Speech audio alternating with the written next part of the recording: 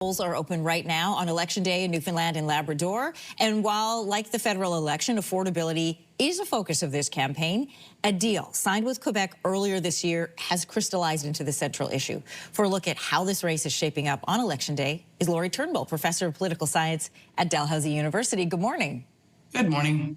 So a deal with Quebec pertains to hydro rates. Previously, Quebec was paying 0.2 cents per kilowatt hour to Newfoundland under a deal that was signed all the way back in 1969.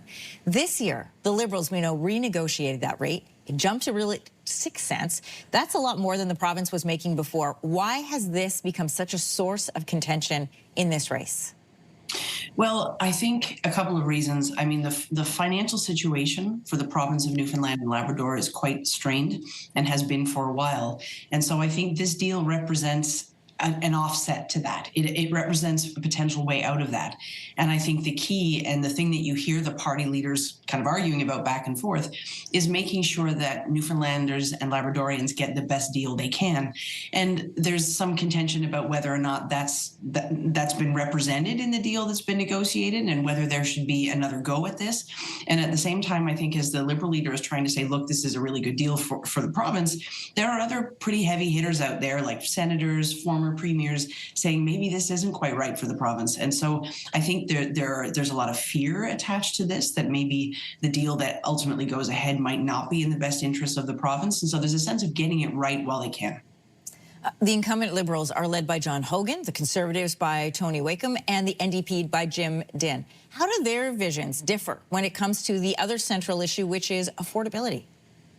For sure. I mean, it doesn't strike me that there is a huge ideological difference between the party leaders on a lot of these issues. They all talk about affordability. They all talk about the different strains on cost of living for Newfoundlanders and Labradorians, and they talk about different ways to get, more balance, right, in your fiscal life. And so, for example, the Liberal leader talks about taking tax off of home heating bills, and they've managed to do that. And the NDP will say, well, you should have done that before. That was in our platform long ago. And the Conservative leader is focusing on things like taking up your basic personal amount to $15,000 that you don't have to pay tax on. And so different ways of getting to a better bottom line. But again, like I don't see huge differences in terms of where they're sitting on the issues, but there are differences. Like there are different ways that they're putting forward in terms of how to make people's lives better. Is this race close, Lori? So it's hard to tell because there hasn't been much polling going on, which makes this a really unusual kind of race because we get used to polls and we are strategic voters in Canada a lot of the time. Not everybody, but it's not unusual for us to look around and get a sense of which way the wind is blowing and what those polling numbers look like throughout the campaign, which we're used to being bombarded with, right? Especially at the federal level. They can have an effect on how you might vote, and it certainly has an effect on how you feel like the race is going. But with the absence of polls this time, I think there was one like very early on, and that was pretty much it. It's hard to know where people's minds are, and so it's hard to get a sense whether there's a real, sense of change momentum in the air. It's hard, for example, to get a sense of where the NDP might be sitting because they are the third place party.